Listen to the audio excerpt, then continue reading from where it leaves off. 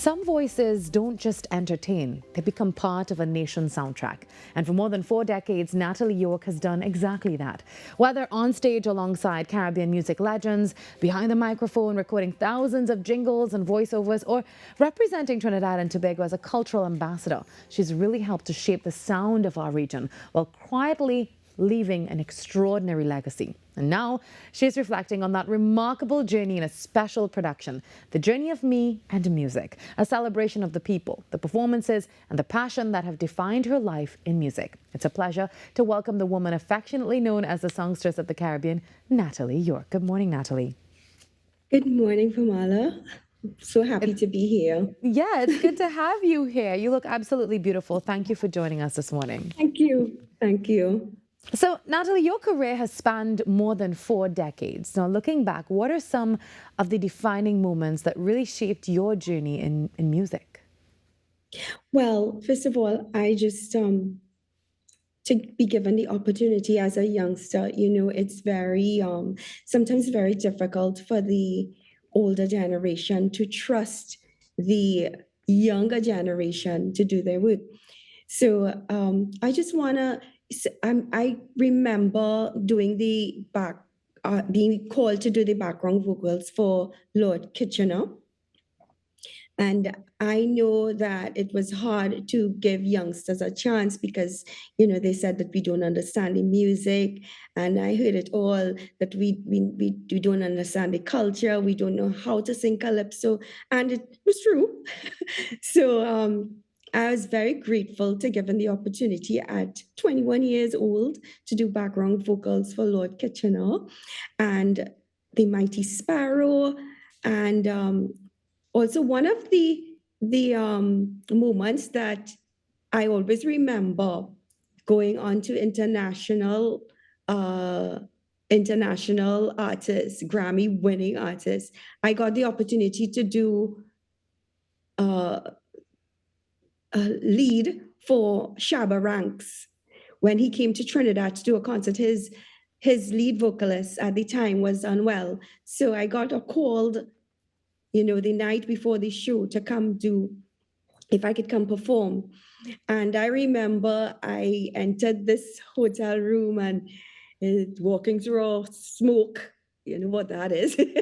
So, and they asked me, they just rattled off all these songs I was supposed to do. And the next day I was on stage performing. And that was one of the highlights of my career. I'd never forget that. Lord Kitchener given me a chance, Mighty Sparrow given me a chance, Shadow given me a chance, and Grammy winner Shabba Ranks. That was awesome for me. I'll never forget that. And what were some of the most valuable lessons that you learned from them? Listen to what you have. In order to learn, you have to listen. You have to just, take a step back, listen to hear what people want, because I've done quite a lot of background vocals, and most of the times the angst of the calypsonians, the lead vocalist for whatever genre it is, it's that, do you understand where I'm coming from? I want to hear that in your voice. You have to listen. You have to listen, and you have to look at the picture of what they want you to portray when you deliver your vocals. Mm-hmm. So now you've also performed internationally with one of my favorite acts, Kassav, and you've also toured Japan as a cultural ambassador. What do those experiences really teach you about the global appeal of TNT's music? Well, when I went, Kassav, I don't know if you know, but Kassav means roots.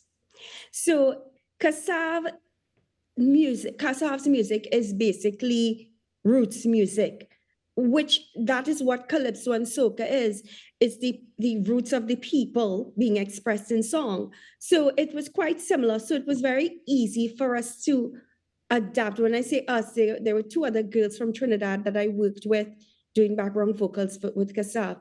The appeal was those girls got it.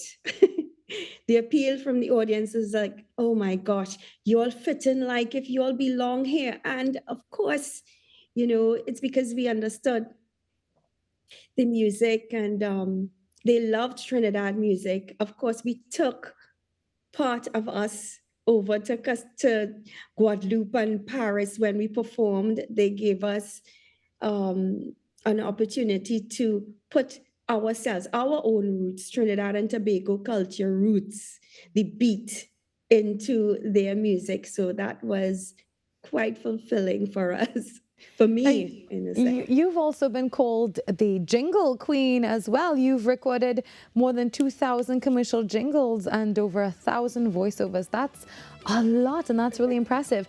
How did you build such a successful career beyond the concert stage? Again, trust and understanding what the client wants. You know, advertising business is to sell the product, right? So the expression of voice and understanding what the product is about, and they saw that I had a way where I could change my voices into so many different tones and tones and expressions and stuff. So I was quite lucky, I would say, and a lot of award-winning jingles as well. They just meant I never got an award, but they just mentioned it to me that, thank you, Natalie. The jingle that you did won the award, and they, I was really grateful. And I'm still being called to do jingles as in my old age. Yeah, as you should. Well, let's take in a little bit of your performance now for viewers this morning. Take a chance on one, you won't regret it. All my love, just come and get it. 1, 2, 3, 4, come on, baby, say you love me. 5, 6, 7 times. 8, 9, 10, 11. I'm just gonna keep on counting until you are mine. A living legend in her own way. We're so happy to have you with us, Natalie, this morning. Now, the music industry has really changed dramatically over the years. I'm sure you'd agree. How have you adapted to those changes while remaining true to your craft? Well, I love what I do. So it's very easy for me to adapt, as I've done through the years, I've again listened to the different types of music. You have to keep your ear to the ground, as they say, listening to the different styles and not kind of crap on them because that's not what you know. You have to give music a chance and accept it and love not all of it, but at least something. I mean, because these are people that are creating. Creatives are. This is their point of view. This is their style. And when the audience accepts something, that means there is something there. So don't fight against it. Listen. That's what I always do. I always listen. I always find something about the music that makes me feel really good. I'm like, oh, I appreciate that. Oh, look at the chord progression there. Wow, that's awesome. That's how I look at it. And don't give young people a chance. I've learned this from the lead singer of Kassav, the female vocalist Jocelyn Beauvoir. She said that the entertainment business is like a big chain, right? Try not to keep the chain locked. Make room for others. And never try to just pull out links and stuff like that, because once you burst it, it never continues. And it's a big circle. It keeps going. Keep the circle going and stuff like that. I've learned that don't down the young people and the generation to come. And that's why I'm thinking of myself as not really competition, but a mentor to the younguns, and my show, it's about the beginning of my career, the ups and downs, the highs and lows, what I experienced. And I'm sure the creatives who attend, they will have answers, they would have questions answered that they were probably dying to know. Just come out and enjoy yourself, and it'll be a wonderful experience. Yeah, let's talk a little bit about the journey of me and music now, Natalie. Tell us all that we need to know about that. Okay, so the journey of me and music, in it explains it in the name itself. It's the beginning of my career, which of course you just played Blue Ventures, where I was the lead vocalist for 5 years. I was about 19 years old when I joined them, and I got the opportunity to tour many countries with them as a cultural ambassador. The journey of me is the beginning of my career, the different experiences I had along the way, and the music that I would be, the songs that I'd be performing is some of the songs that I performed all through different eras of my career. I have them kind of for my bandmates. I have it like big band era, of course, Blue Ventures. I have the Japan tour, where I'll be singing in Japanese. I have Kassav, where I'll be singing in French Creole. I have R&B with all the songs that I used to perform, even when I used to do weddings and stuff like that.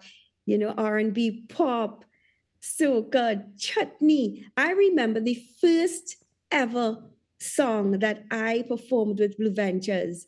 The introduction to Natalie Yorke was a chutney soca, and it was performed by Drupati Ramgunai.